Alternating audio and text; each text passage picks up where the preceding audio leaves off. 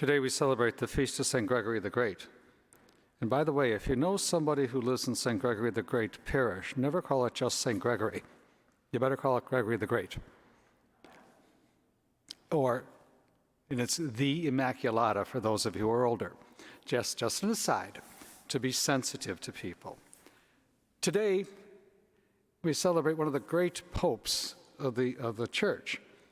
He was a great theologian, but he also gave us two things that we remember that we take for granted: Gregorian chant.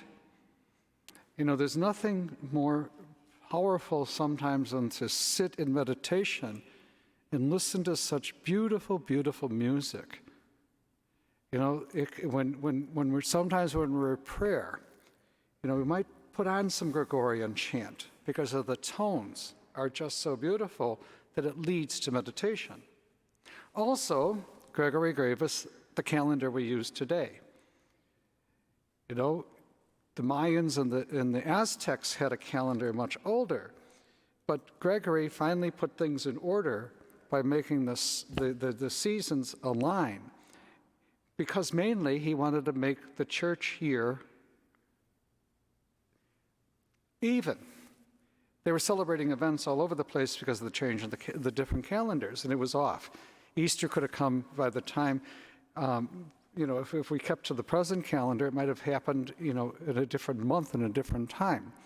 By setting the calendar, we have the almost precise way of ordering the seasons. I mean, ordering the church year.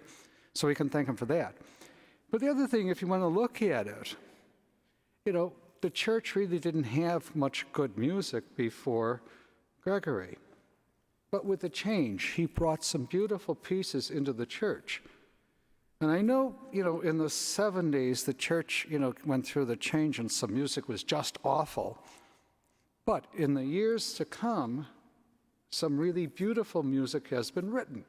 So now we have the tradition of the Gregorian chant, plus some of the beautiful new pieces that have been written in the last years. Again, we went through a bad time, and I agree with you.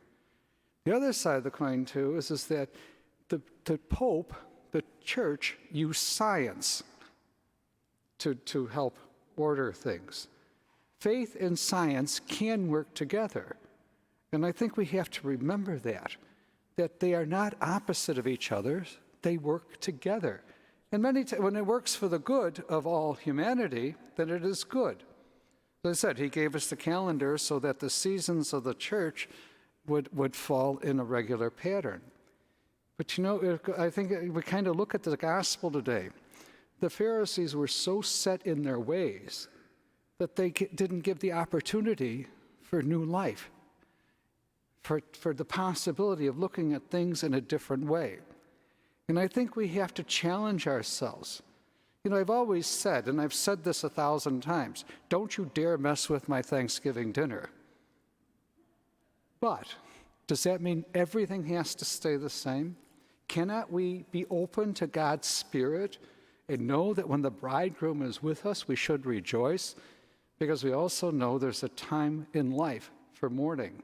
Look at Ecclesiastes, a time to sow, a time to reap, a time to live, and a time to die. What the gospel, Jesus is telling us in the gospel, is enjoy life. Embrace the good changes and learn from our mistakes. Thank you for joining us for the celebration of the Mass today. It's a blessing that you are with us. Every broadcast of this liturgy goes out to hundreds of people and hundreds of people all over the world. It's been an enormous blessing. If you'd like to support this virtual ministry of OLPH, please go to our website.